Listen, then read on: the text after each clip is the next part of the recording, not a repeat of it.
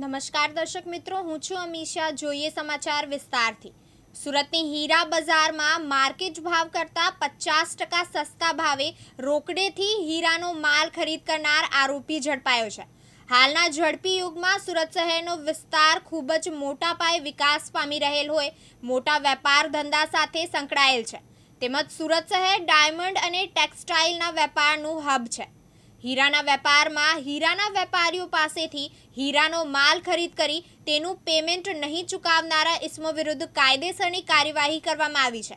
હીરા બજાર તથા ભાવનગર હીરા બજારના કુલ 19 જેટલા વેપારીઓ પાસેથી કુલ્લે 6,70,61,372ની મત્તાનો રિયલ હીરાનો માલ હીરા દલાલ રવિકુમાર ઉર્ફે રવિ યોગઠ ગણેશભાઈ વઘાસિયાનાઓ પોતાના દિલ્હી તથા સુરતના લોકલ વેપારીઓને દેખાડીને સોદા કરવા લઈ જઈ બાદમાં આ હીરાનો માલ સગેવગે કરી પોતાનો મોબાઈલ નંબર બંધ કરી નાસી ગયા હતા.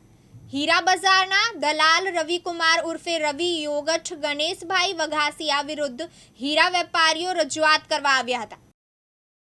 એ ગુજરાત કે ભારત કક્ષાએ જ નહીં પરંતુ વિશ્વ કક્ષાએ હીરા ઉદ્યોગના વ્યાપાર માટે જાણીતું છે અને સુરત શહેરમાં ભારત દેશમાંથી તેમજ વિશ્વ કક્ષાએથી વેપારીઓ હીરાની ખરીદી માટે આવતા હોય છે અને એ જ અનુસંધાને ખૂબ જ મોટી સંખ્યામાં લોકો હીરાના વ્યાપાર સાથે જોડાયેલા છે અને આ વ્યાપાર દરમિયાન ઘણી વખત એવું બનતું હોય છે કે અમુક લેભાગુ તત્વો જે પોતે ગુનાહિત ઈરાદાથી આ વ્યાપારમાં વ્યાપારી તરીકે જોડાય છે અને ખરેખર સાચા અર્થમાં જે જેન્યુઅન વેપારીઓ છે તેમની સાથે આ લોકો છેતરપિંડી અને વિશ્વાસઘાત કરતા હોય છે.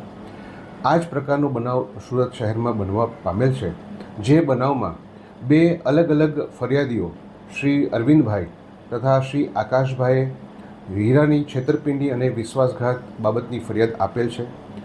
આકાશભાઈ દ્વારા આપવામાં આવેલ ફરિયાદમાં આકાશભાઈ તથા અન્ય સાહેદો સાથે કુલ 6,70,00,000 રૂપિયાની હીરાનું વિશ્વાસઘાત અને ચીટિંગ કરી અને માલ લઈ જઈ અને પૈસા ચૂકવ્યા નહીં હોવા અંગેની ફરિયાદ આપવામાં આવેલ છે.